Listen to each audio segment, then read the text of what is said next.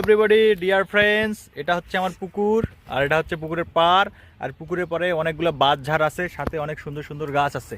তো আমরা এখন নতুন করে গাছ লাগাবো। জুন জুলাই মাস গাছ লাগানোর জন্য বেস্ট সময়, যেহেতু বর্ষার সময় আসতেছে। তো শীত শেষ, আমরা প্ল্যানিং করতেছি কি গাছ লাগাবো, কিভাবে গাছ লাগা যায় সেটা নিয়ে প্ল্যানিং করতেছি। কিসের গাছ এগুলা? হ্যাঁ, এগুলা হচ্ছে ভাট গাছ। এগুলার ভাট। ফুলগুলো অনেক সুন্দর হয়।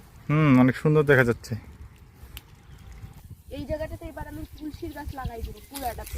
আরে তুলসীর গাছ লাগাবো কেন? তুলসীর গাছ লাগানো যাবে না, আমরা এখানে কাঠের গাছ লাগাবো। পরবর্তীতে যখন আমাদের ছেলেকে বিয়ে দিব তখন অনেক সুন্দর সুন্দর ফার্নিচার বানানো যাবে, বোঝো না? কেন কাঠের গাছ লাগাবো?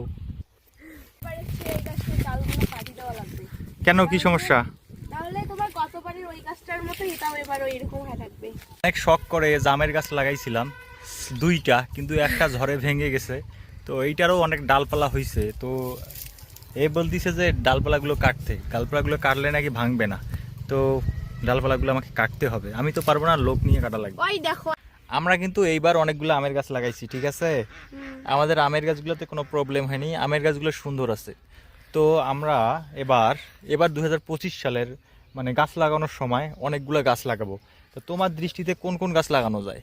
আমের গাছের সাথে আর কি গাছ লাগানো যায়? ফলমূলের গাছ লাগাবো শুধু, আর হচ্ছে কাঠের গাছ লাগাবো। কাঠের গাছ না, ঠিক মেহগনির আছে। গাছ লাগাবো। মেহগনির গাছ, তোমার ছেলের বিয়ের সময় অনেক সুন্দর সুন্দর ফার্নিচার বানানো যাবে, ঠিক আছে।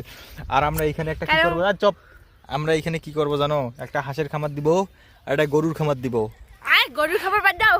আচ্ছা, গরুর খামার আমরা একটা হাঁসের খামার দিব। সবার আগে তুমি আমাকে একটা হচ্ছে কাপড়ের বিজনেস করার জন্য একটা দোকান আবে, খুলে দিবা। কাপড়ের বিজনেস তুই পুকুর পাড়ে করবি নাকি? হ্যাঁ, কাউ। না, আমি যেটা প্ল্যানিং করতেছি সেটা নিয়ে কথা কও। কাপড়ের বিজনেস বাড়ির পরে হবে, আমরা গাছ লাগার প্ল্যানিং করতেছি। আমরা গাছ লাগার প্ল্যানিং এর কাছে কাপড়ের বিজনেস নিয়ে আসছে, কোন গান থেকে কি? তো ভিডিও এখানে শেষ, পরে আবার নতুন প্ল্যানিং করব, তখন আবার আলাদা ভিডিও করব।